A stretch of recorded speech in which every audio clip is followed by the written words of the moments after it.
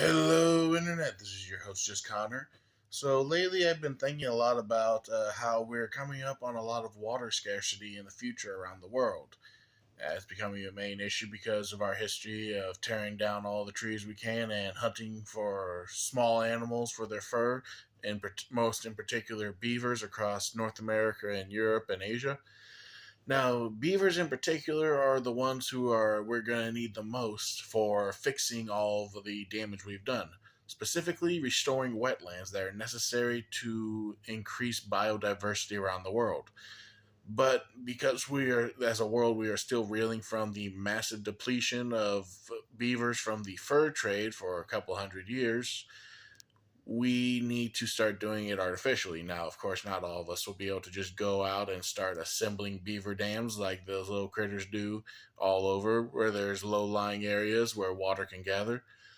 But there is another easy solution: loose rock dams. Essentially, you just get a bunch of rocks, you pile them up, and you wrap them up in a bunch of flexible fencing so that way they don't get washed away. And then you just plop them right down somewhere where they can just hold in place and hold back some water. It will definitely be able to cut back on flooding when it gets into a heavy rain season. It'll help restore the natural water table, and this will then help to increase the plant biodiversity and bring it to the local area. And then just starting with a couple of rock dams in a certain low-lying valley where water can start to accumulate, we'll also start to bring in the beavers as well. So essentially, we could just do half of the work for them so that they could return to restoring the natural balance.